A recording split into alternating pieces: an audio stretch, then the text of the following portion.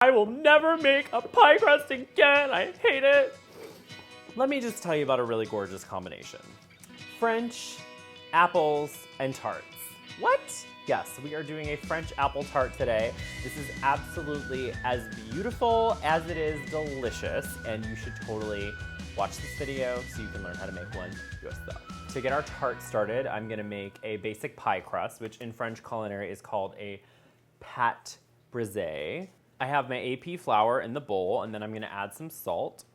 Just use a little bowl scraper to mix this up. I like to do this by hand unless I'm making a lot, because it's really a lot faster for me. All right, so we've got our salt and our flour. Now I'm gonna add my cubed, very cold butter. If it's not cold, it's going to emulsify, and then it will not create a nice flaky crust, which is what we all want, right?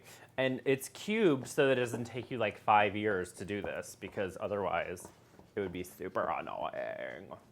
So you want this to be the size of peas, just like we've seen in every recipe we've ever heard of that has anything to do with a pie crust.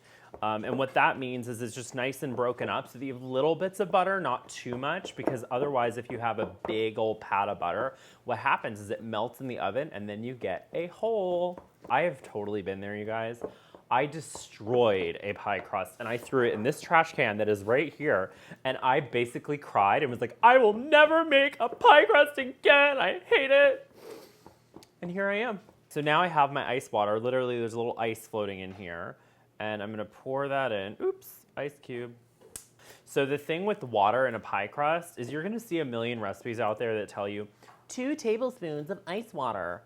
I do not know who is making these things up, but for my personal experience, it's all about the humidity of the room, the temperature of the butter, everything, as far as how much water you actually use. So it's a really fine balance.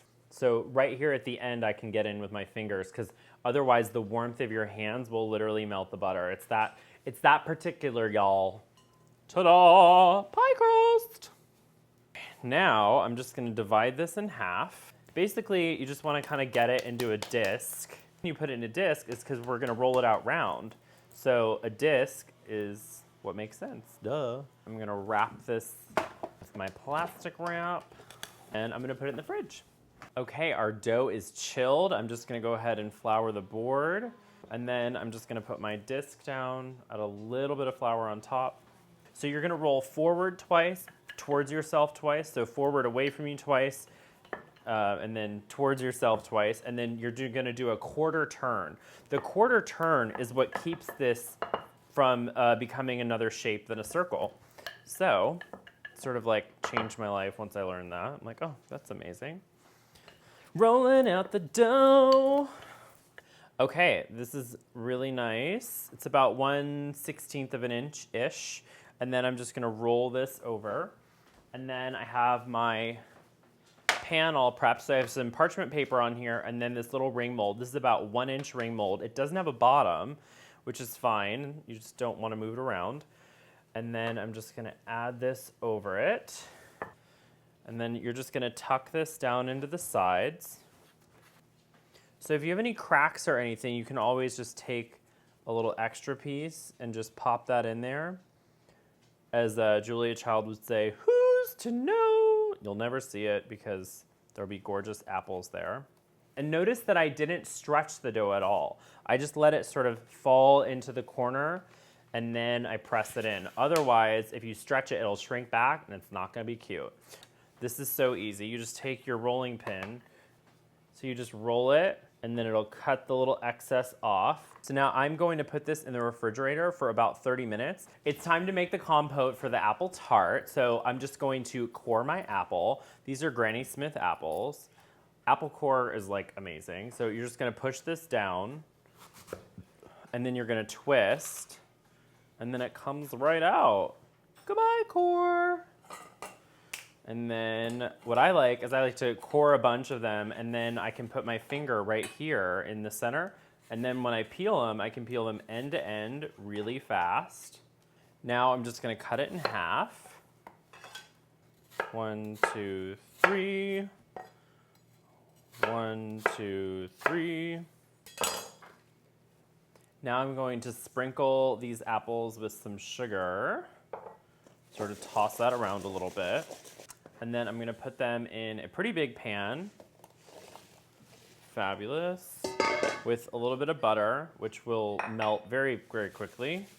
The apple compote will cook on medium until they're really soft and almost to applesauce, but not quite. I'm gonna use my mandolin to cut the topping for the apples because it's so much faster. A little mandolin safety, so I always want the mandolin to be away from me like this so I can hold the handle. Most mandolins have a handle like this. If you're on the side, it's just a little more awkward.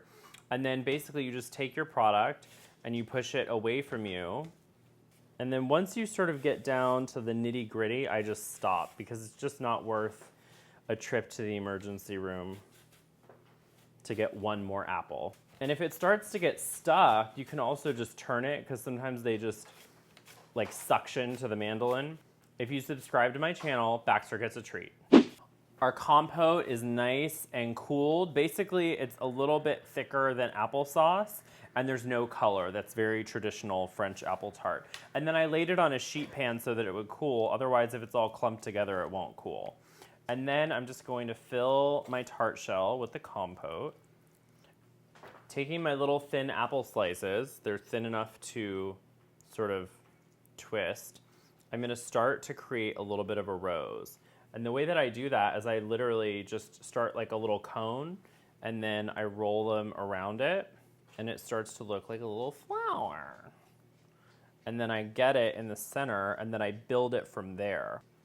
And then you just kind of stick it in the compote and then we just go to town.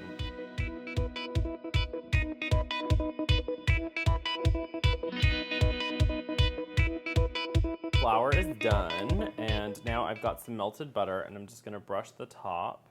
All right, I'm gonna put this into a 400-degree oven, 375 if you're using convection, for about 15 or 20 minutes, just to get it started and to really crisp the crust, and then turn it down to about 325 to finish it. Well, this is a moment. This tart is so gorgeous. I am really, really excited.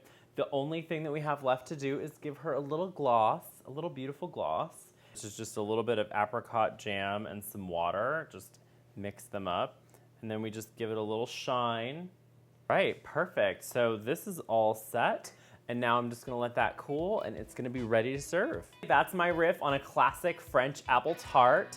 I cannot wait to cut into this and share it with my friends tonight. Check out some of my other videos right over here and I will see you next time. Bye.